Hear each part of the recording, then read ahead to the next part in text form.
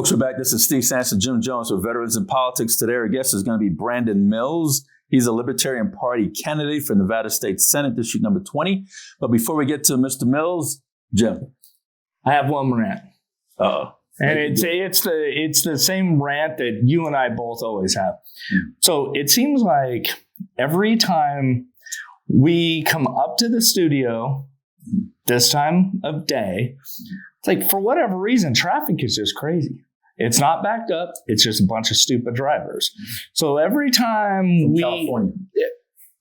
You took the words right out of my mouth. I know. Every single time, like, what is this guy doing? Why is he going 30 in a 45 in the middle lane? California. Or why is he? And they always seem to have California license plates. For God, if it starts drizzling, they're going to slow down real. So my whole thing is like, look, you guys are already flooding over here. Voting in all these dumb politicians that are raising all of our taxes. That's used to be a very, reasonable place to live. Mm. Now, the cost of living and everything is skyrocketing because all these people moving in from California. They come here, they sell their house. Yeah. And they buy 4 houses over here. And they buy 4 houses. Yeah, they drive the housing costs up. Mm-hmm. And they can't drive. No. It's like, just leave us alone. You screwed your own state up. Stay where you are. Stay where you are. Don't come mess up our thing. We got something good here. Yeah. So that's my rant. We need to go back 10 years, though, because they really messed it up for the past 10 years. Right. And they're still coming. Yeah, it's like, okay, enough already. I mean, when I was down at Centennial Hills in 03, cell phones didn't even work. Right. And that's probably was a good thing. Yeah. Now it's all crowded. Yeah. Oh, yeah, that area is just out. Crowded. Yeah. It is. I'm like, where I got to go? To Creech? What the hell? But yeah, I just had to get that off my chest. I mean, I feel the same way you do about it. You know what? On the 24th, we'll just blame Josh when he comes in. Yeah, because we always just blame Josh. Josh and Stephanie. We'll blame both them. On the 24th is Josh's birthday. Yep. So, yeah. There you go. Yeah. You got anything else? No, that's it. I just had to get that off my chest. Right, well, I don't have anything. California drivers. I'll just go right to Mr. Mills. Mr. Mills, tell us a little bit about yourself. My name is Brandon Mills. I'm running for State Senate in District 20 against a Republican that's a politician from California. Who is he? Jeff Stone. Okay, I've never heard of Jeff Stone. Yeah, either have I. I saw it on Ballotpedia, right. Which he didn't fill his out, by the way, but you did. So thank you for doing that. Yeah. And I'm also running against the Democrat Brent Fouts, who's a convicted felon. I don't know if he's a felon now. I think his case was dropped, but if you Google search him, it takes 2 minutes to come across his mugshot. What did he do? He went to a Veterans Affairs hospital and trespassed. They asked him to leave, and he wouldn't. When the police came to escort him off, he was non-compliant. Oh, you don't want to mess with the veteran police. No, that's right. That's right. No, don't mess with them. So yeah, and the independent dropped out. The assemblyman that was going to be running against Jeff Stone, he withdrew early on. So it's pretty much me versus the California politician. Okay. And a criminal. Yeah. So. Well, you know what? But those Californians, they're going to come here. They're going to vote for either the California politician or they're going to vote for the criminal. I don't know. Because they left California to get away from their politicians. That's what you think. Yeah. That's kind of what my rant was all about, Brandon. Yeah, I know. And that's the big fear that we have here locally in Nevada is California politicians and Californians coming in here and making Nevada into California. And they were running away from it. Then they come here and get all comfy. I know. It's horrifying to think what's going to happen here if we go the same path that California has gone. Okay, so you're running for state senate. Yeah. What does a state senator do? Well, and why did you show up for an endorsement interview? Let's go. Let's start off with those two things. Historically, I guess they make legislation. They create laws.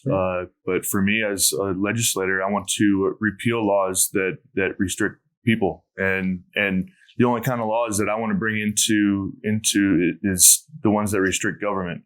The government has gotten too powerful, and it's beyond what we can fathomably live under right now, and it's becoming very, very tyrannical, it needs to change. And why didn't you show up for our endorsement interviews? Don't say you didn't know anything about it. I knew about it. I saw it. But at the same time, I was being flooded left and right by everybody. And I was running my business. You're a veteran. I know. But at the same time. Did you give a bio? What's that? Did you give a bio? To you? Did I you think just, so. I don't know. I put it all. No, No, I haven't. Oh, please. Yeah. I'm sorry. Yeah. Please give a bio. Okay. Well, I could direct you to some. No, people are listening. All right. I'll copy and paste it and send it to you. No, just tell us. All right. So I moved to Nevada in '94. Okay. We moved to Boulder City. I was in the middle of 7th grade. And this is where I kind of had my childhood and my teenage years. And then once I graduated in 2000, I went to college in Reno. Okay. After Reno, I studied criminal justice at UNR. Got a degree there. Once I graduated, I left and did a backpacking trip. Went through Asia. Ended up in Asia for a while. Found a girl, got her pregnant. And decided that. Hold on. I was going to ask you if you're a Mormon. One, because you came from Boulder, and, right. And two, you said you did a backpacking trip. Yeah. But when you said you found a girl and got pregnant, and then I'm like, oh, that's Mormon days are over. Yeah, that's right. No, I'd found paradise and found a way to live in Thailand for about 4 years. Wow. Taught English for a little bit, and then started a speedboat charter business with one boat. Didn't make a lot in Thailand. Didn't make a lot of money, but I was on the beach. It was like $100 a month to live. It didn't cost anything.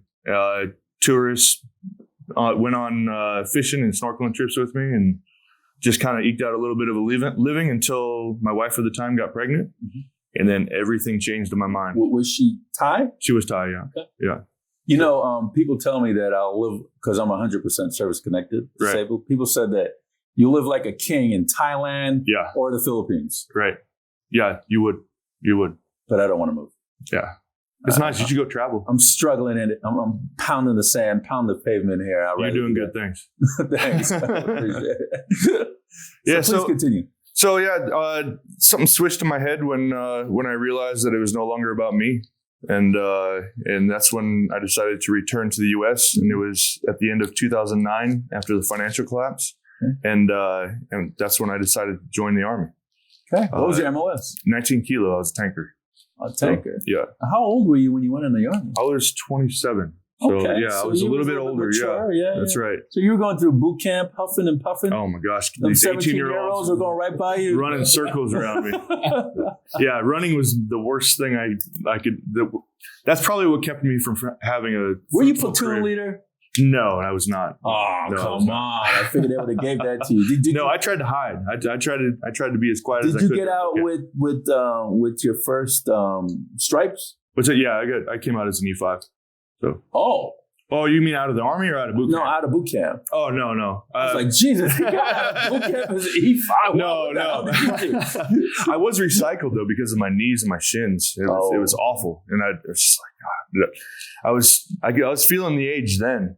And I did everything I could just to power through it. Thank you for your service, by the way. I appreciate it. Appreciate your support. Same to you.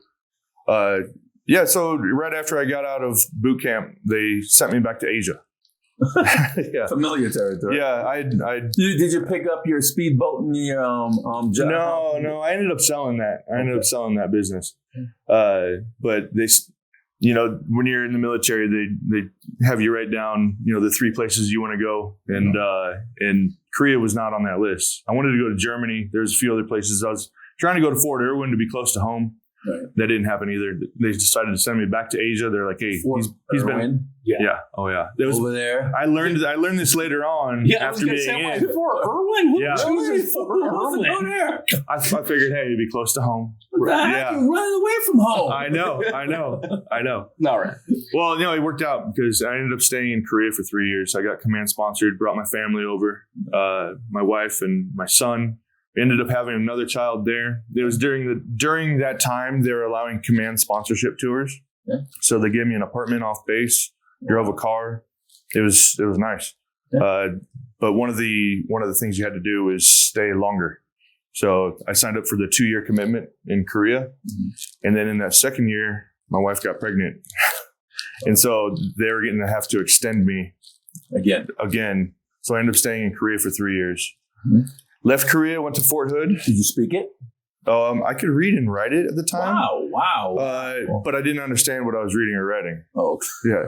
But I stopped learning Korean when it was messing with my Thai. So I learned to speak Thai, and then all of a sudden it was getting all jumbled up in my head, and I couldn't do it. So, but left Korea, went to Fort Hood, and they asked me, where are you coming from? And I told them Korea, and they said, don't unpack.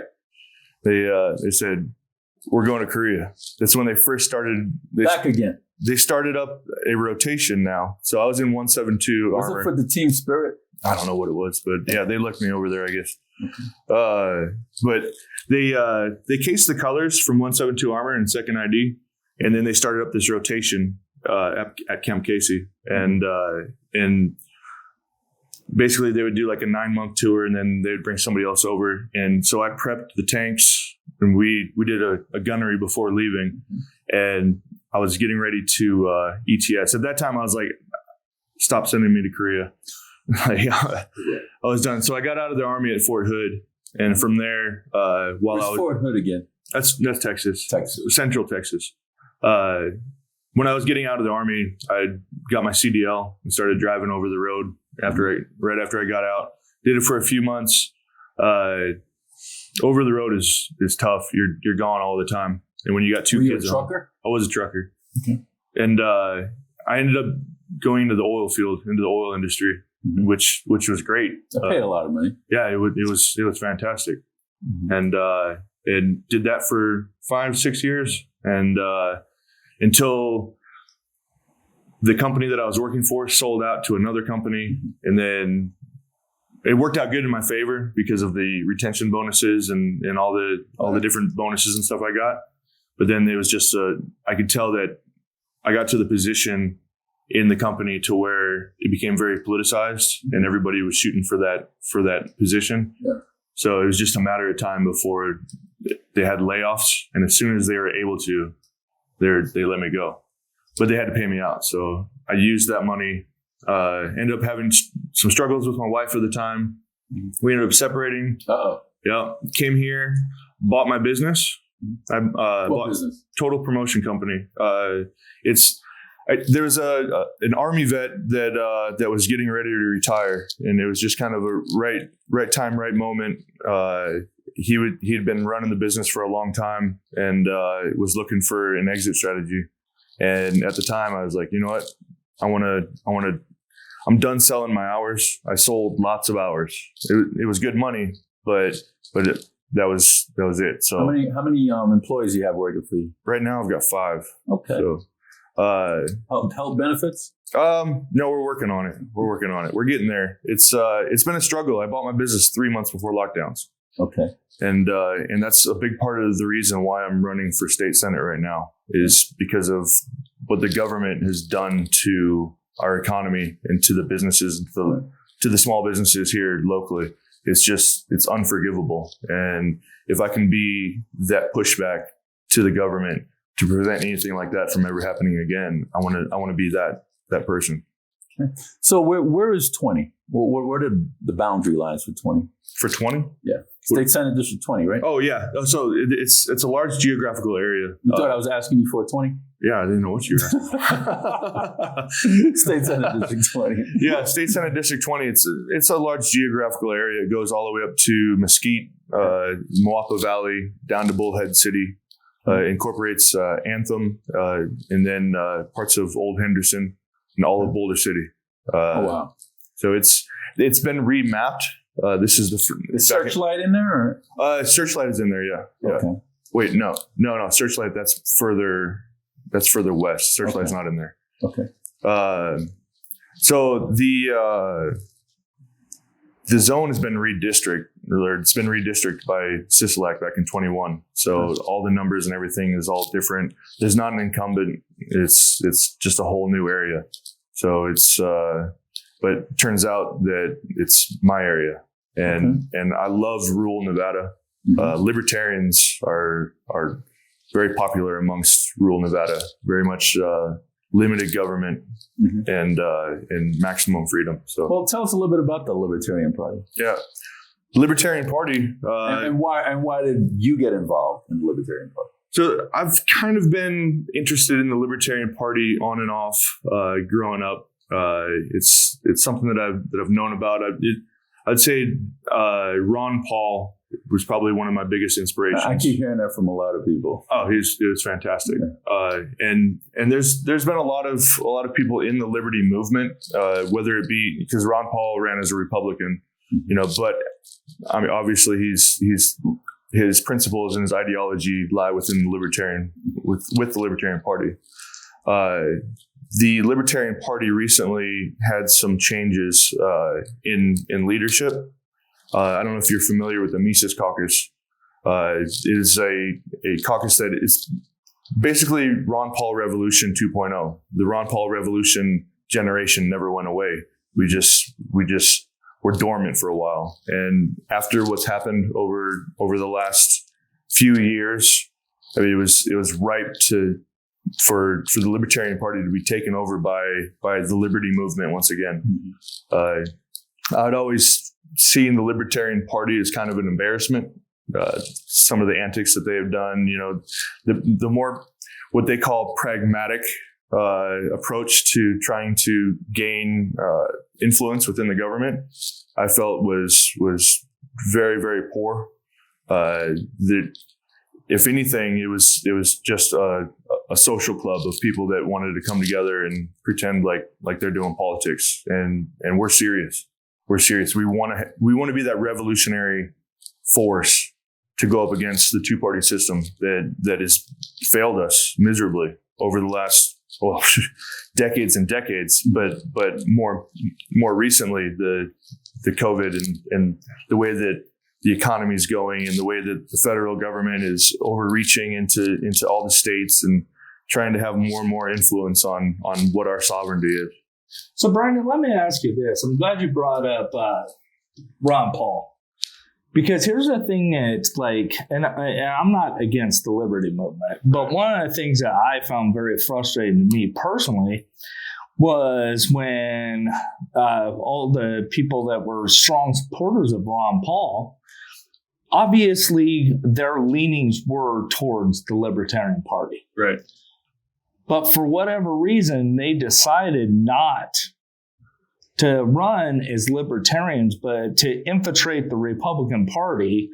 And it caused this big eruption within the Republican Party. Right. And so I just personally have always found it kind of, I'm trying to put it nicely, but kind of ridiculous that if, like, my whole thing always has been this: if you are something, stand up for it and fight for it. Right. And there are so many libertarians that infiltrated the Republican Party, and like I still hear from all of them, like Dr. Paul was my inspiration, and that's fine. But why didn't they stick with the Libertarian Party? Because the Libertarian Party was a joke.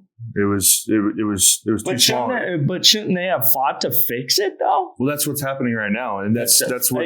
This isn't on you. Right. Could you move your mic up? Yeah, a lot more. Did it fall? Down a little bit more. It's just the beard is scratching. Oh, sorry. Scratching a little bit. Is that better? All right. Yeah. Sorry about that. No, but like I said, that's not on you. I'm just saying that's one of the things that frustrates me about libertarians. That's why whenever I get libertarian candidates on, I'm like, how sold are you on this whole libertarian thing? Because I've watched the sellouts. What's the ideology of the Republican Party? I mean, it's in a sense, well, I have an issue with the Republican Party on certain things too, because they're for limited government. Right. But at the same time, they're okay with the government getting involved with social issues. Right. And then every single time. And they shouldn't. Every single time the Republicans have come to power, they've always expanded government. Yeah. Every single time. Sure. Spending has gone up. What they say they're going to do and what they actually do are not in alignment. Yeah. I mean, it's great that there's liberty-minded people that want to infiltrate the Republican Party. I hope that liberty-minded people want to infiltrate the Democratic Party. Right. I mean, the more liberty-minded people we have, trying to force government back so that people can have actual liberty and be able to prosper and be able to have control over their own lives is a positive. Absolutely. Just, I mean, having rhinos, Republican in name only in the Republican Party, and to say, hey, we're going to keep the Republican Party, these guys, you libertarians come over here. No, there's a strategy to having liberty-minded people in the Republican Party, just as there's a strategy to have it over in the Democratic Party.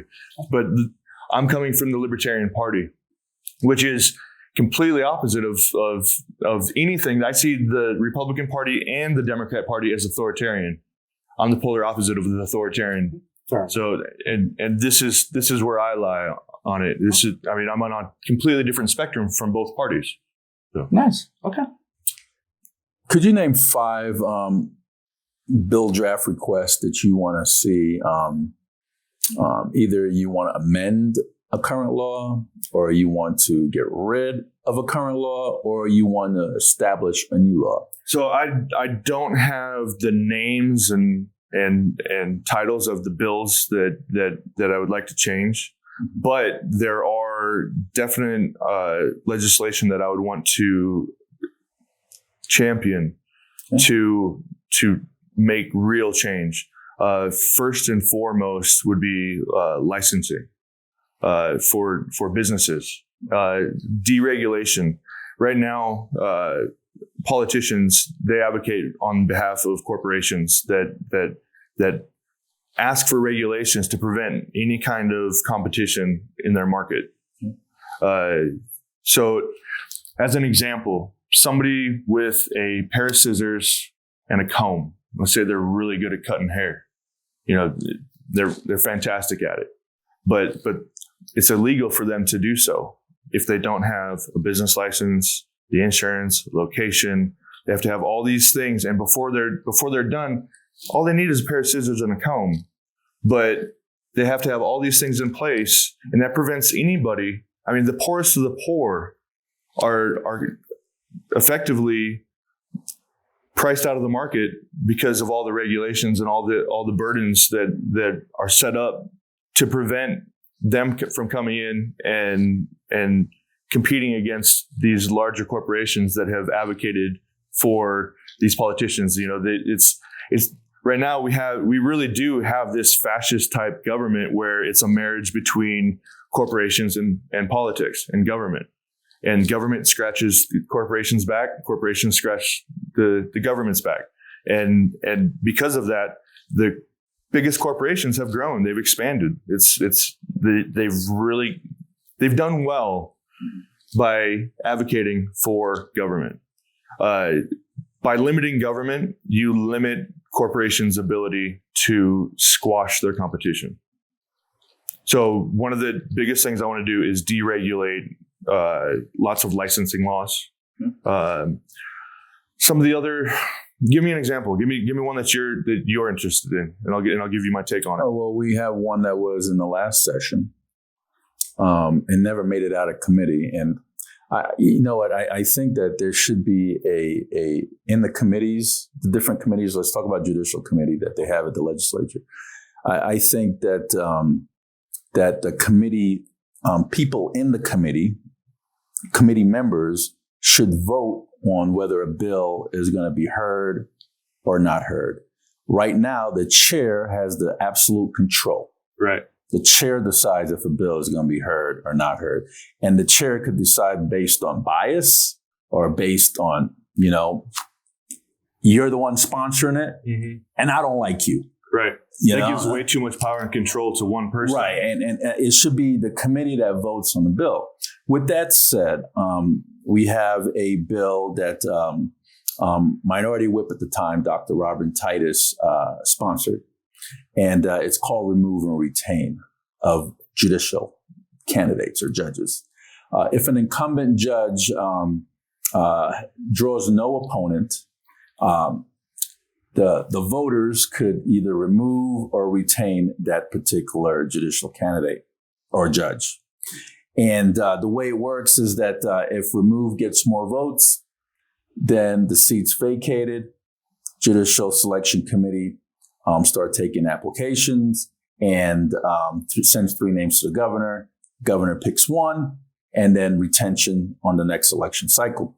And the reason for that is judges have judicial immunity. Judges, there is no term limits, and they're the only elected politicians, if you will, that you cannot recall. Right. Based on a Supreme Court ruling that happened years ago during the Catherine Ramsey episode. So how do you get rid of a bad judge if there's a bad judge? How do you get rid of a bad judge? And many will say, go to the voting booth. That's how you get rid of a bad judge. But what happens if the attorneys that would want to run against the judge but won't because they have cases before that judge? And they have cases in other departments with other judges. And that judge has friends in those departments. And this is how an attorney makes their livelihood by winning cases. But they can't win cases if they run against a judge and that judge is deemed revengeful in some particular way. And it does happen because we're all human, right? You run against me, I'm going to teach you, right? You ain't going to win any cases, right? So how do you remove a bad judge? So the only way, and the only way that you could actually remove a bad judge is at the ballot box, because the Nevada Judicial Discipline Commission don't do a damn thing in removing bad judges, is at the ballot box. But you can't use the ballot box as a tool if you don't have candidates running against the judge. And then the judge runs unopposed, checks the box, 1 vote, that judge wins. There we have this bad judge for another 6 years. Yeah. And then many would say, whoever, in my mind, whoever would oppose this would be the bad judges or family, friends of the bad judges. And they would advocate every single time to gain power and control. I mean, it's about power. One of the things that I would do to remove a bad judge is, first of all, change the law to remove qualified immunity for these people that are entirely corrupt. There you go. That's one way. Another way is put term limits on judicial candidates. Right. Put term limits on there. Two terms and you're done. 100%. Move it along, you know? Yeah. So, I mean, there's the structure, the way it's set up is for lawyers. I mean, our system is built by lawyers and for lawyers. It's written as such. So, yeah, removing qualified immunity, putting term limits, I mean, that would be great. That would be fantastic. So I gave you an example. Now, please continue about your BDR request that you're going to do. Yeah. No, when removing qualified immunity, not only for judges, but also removing it for police officers, for anybody. There should be no person in government that has qualified immunity from the laws that they are held to uphold. It's immoral. It's not right. You should be forced and held to a higher standard even than those that you're serving. So 100% qualified immunity. Well, I'll give you another one because, you know, we've been doing this family court thing for a while now, like years. Right. I don't know if you've been reading up on what we've been doing with the family court saga, but there's another one. The 7th Amendment says that you have, do you uphold the Constitution? The Constitution is a great document that has failed because it is not enforceable, because the ones that are to enforce it are the ones that are empowered. And they're the ones that are breaking the rules of the Constitution. So you're familiar with the 7th Amendment of the Constitution, says right to a jury? Right to a jury, yes, 100%. And the 14th Amendment says right to a fair judiciary? Right. Then why in hell there is no not ballot box. There's no jury boxes in family court? There should. Absolutely. And in family court is probably one of the most gross injustices. I mean, look what's happening to men across the country in different states. I mean, I went through it myself, going through a divorce. I mean, you see, and I've been part of different divorce groups, divorced men's groups where their lives have been completely destroyed. And it's based on the ruling of a judge, that rather than the case. So if they don't like somebody, they can really stack the cards against somebody in favor of the other. And now you have, like when I was working in the oil industry, there was people that could not afford to quit. They had to work 16-hour days for months on end, day after day, to afford to pay their ex. I mean, they're enslaved, absolutely enslaved, because of what the family courts has ruled that they must do. So right now the way it works in family court as and you know, they say if you talk about something enough, change will happen. Right. If you talk about it once and don't talk about it anymore, there's nothing going to happen. But if you keep talking about it, one day somebody's going to listen, and then they're going to start saying, okay, we need to do something about it. This is just way too much. Or this is the first time I'm hearing about it, and now I want to do something about it. You got to change the culture. So you got to keep talking about it and talking about it and talking about it and talking about it, right? It's like parenting. You never stop, right? So here's the thing. When it comes to termination of parental rights and relocation of children, both of those are civil death. Right. One is more extreme than the other. Right. Why should one person decide that fate for a family or a generation of families to come? Having that much power over another, I mean, being able to take away a parental right, try to take my kids from me. It's not going to end well. I don't care who you are. Mm-hmm.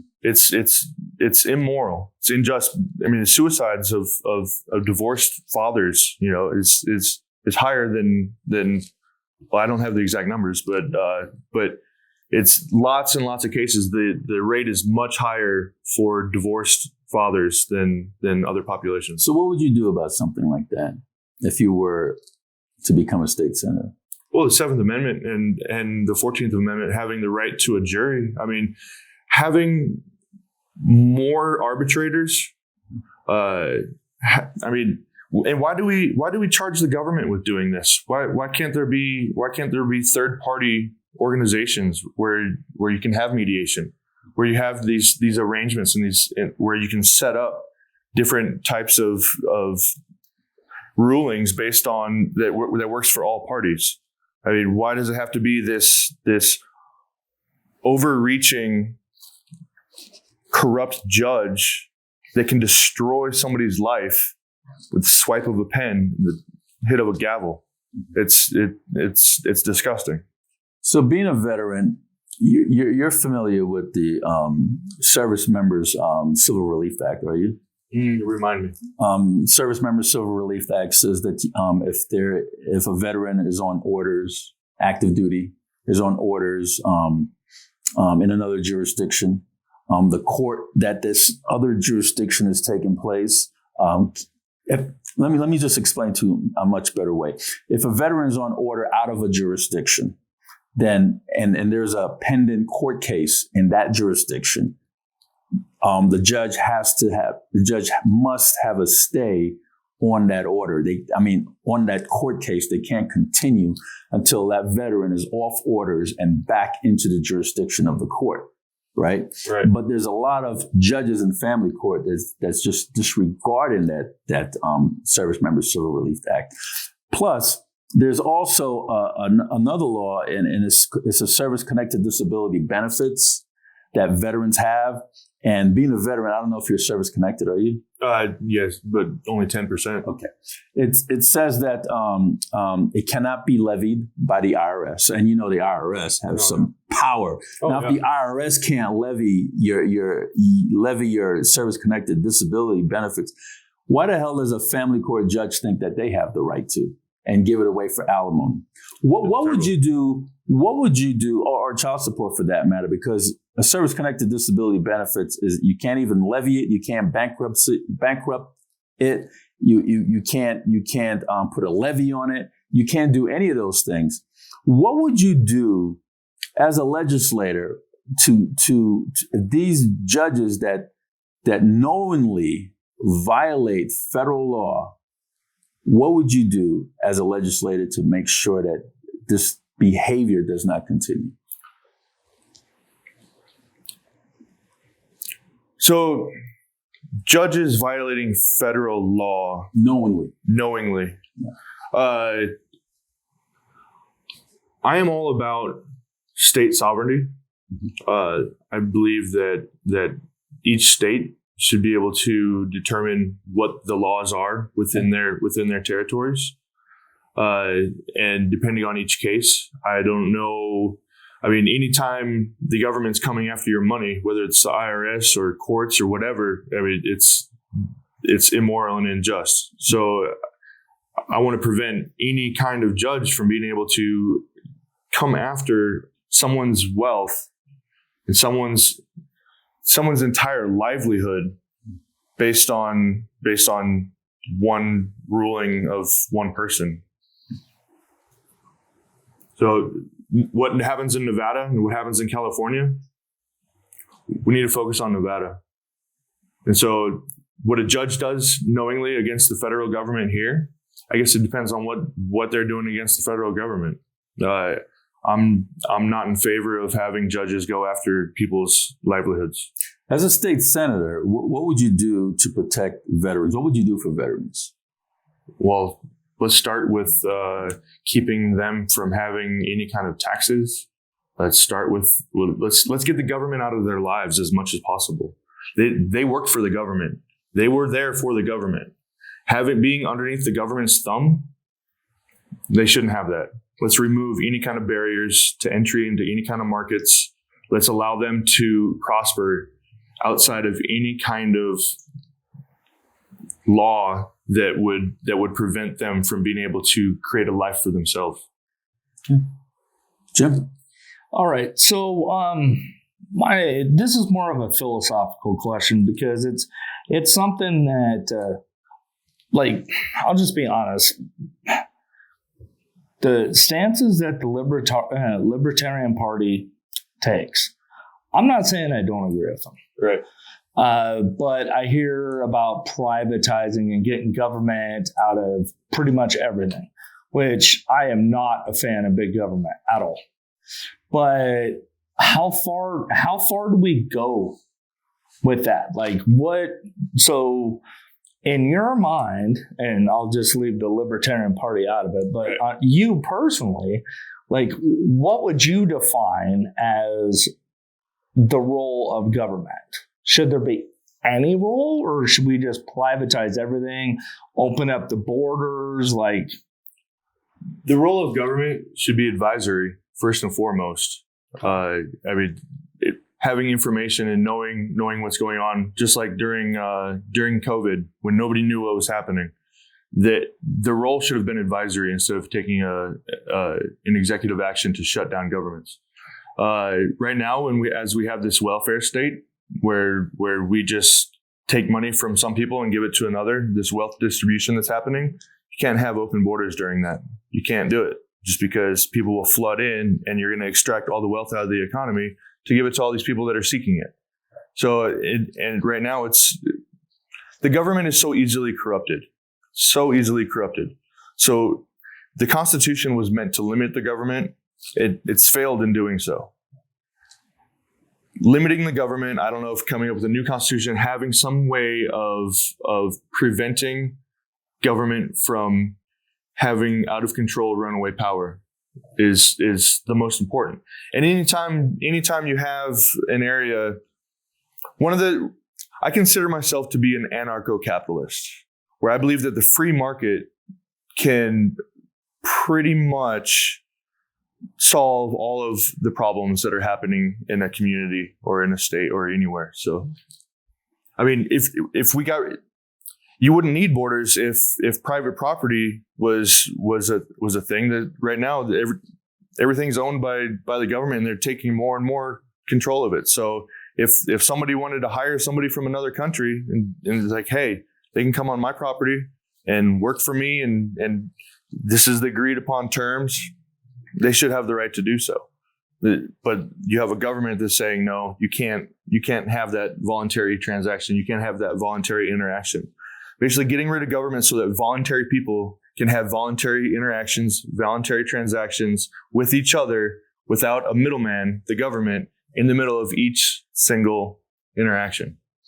Yeah, no, and I agree with you 100%. Here's going to be my counter argument to that. So when you take polls And I'm just going to give you an example so you have an example to follow. This was years ago, and they did a poll. It was a Gallup poll, which are usually fairly accurate polls. And it was in regards to Social Security.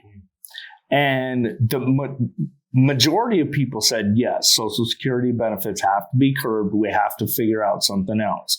With the private sector, with the 401ks and things of that nature now, we have to draw back certain programs that were paid for through Social Security. Well, a Republican congressman here, Congressman Heck, he went to a town hall meeting and he proposed this.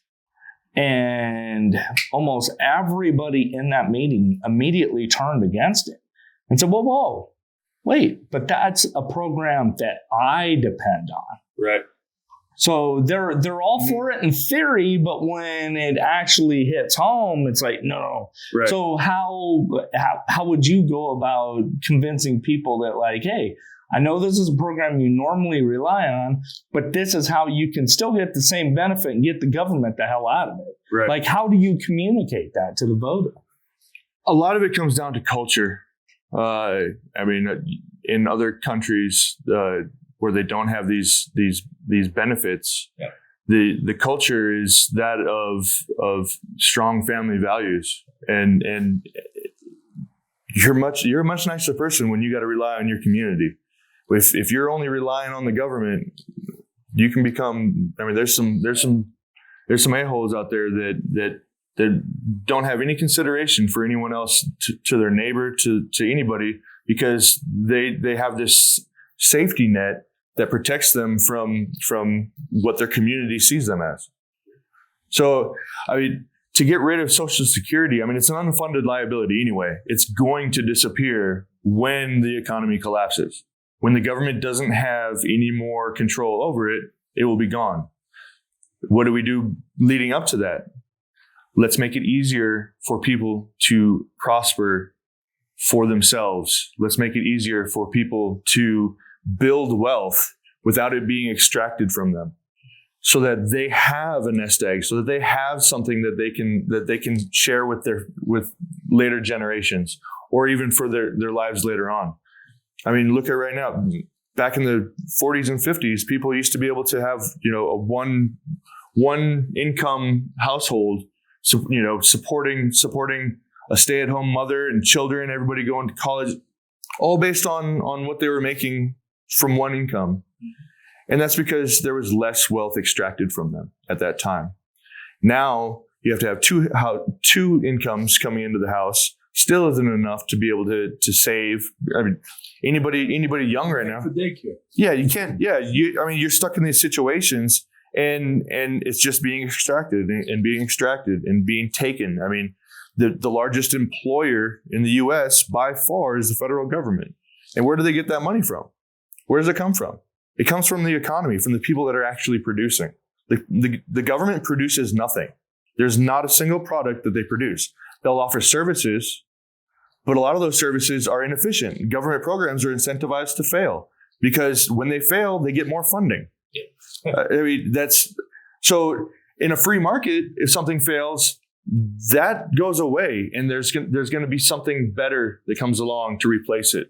Whereas government has a stronghold on it, and it is incentivized to fail. I mean, look at our school system. Look at our politicians. Look at our politicians. It's awful. Right. I don't want to be a politician, by the way. I really don't. I want to be a blogger.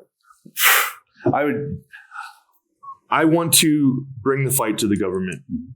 And I know there's dangers in that. And if I was an actual threat to becoming elected, I know that it would be much different, and I would have a lot more pushback. I mean, look at the media, for instance. The media is in bed with the government as well. It's a propaganda machine. All the talking points turn on Fox News, CNN, MSNBC. It doesn't matter. Any of the corporate media, the mainstream media. It's all pushing. Thank you for saying corporate media, because I gotten away from the mainstream media. Right. Now I just call it corporate media. Are you familiar with Michael Malice? I believe he coined the term. Yeah. It really is corporate media, and corporations are once again in bed with government. So So, Mr. Mills, do you have anything else that you want to say? Yeah, sure. Are we about to close it up? Mm-hmm. Time goes fast. Good. Yeah, I'm running for state senate as a Libertarian against Jeff Stone. Okay. Hold that thought. Yeah. Start back up to the beginning. Mark's going to zoom in on you. Okay. Okay. And then give your closing. Sure. Okay. And why people need to go to the voting booth and vote for you. Right. And your point of contact. Okay. Sure. So I'm running for state senate in District 20 against a California politician that has followed Californians to Nevada to try to make Nevada like California. I'm running against a Democrat that is a criminal that trespasses and goes up against veterans. And I don't want to be a politician. I want to bring the fight to the government. I want to reduce regulations and allow people to prosper and be able to create a life for themselves outside of government intervention. I want people to be able to voluntarily transact with each other without having a government hand inside of every single interaction. I want everybody to succeed. I really do. And if you want me to take that fight to the government, I will. You vote for me. I will promise. I mean, and politicians always promise, but this is me. I'm rooted in principle, and this is what you're going to get. I'm unapologetically myself. If you don't like me, well, that's too bad. If you need the government to be your nanny, then maybe I'm not the guy for you. But if you really want to try to build your life and try to prosper in a way that we only knew of decades and decades ago, then I'm your guy. Point of contact. electbrandonmills.com is my website. You can look on Bellapedia. I'm on there as well. You can contact me at brandon@electbrandonmills.com. You can also get a hold of me from my business, brandon@totalpromotioncompany.com. And let's talk, let's chat, let's figure this thing out. Well, Brandon Mills, thank you so much for coming on the program. I appreciate it. Thank you so Jim, much. Thank you. Folks, that's Brandon Mills, Libertarian Party candidate for Nevada State Senate District number 20. And sounds like a very good guy. It sounds like he'll make a great state senator. This is Steve Sanson, Jim Jones of Veterans in Politics. Until next time.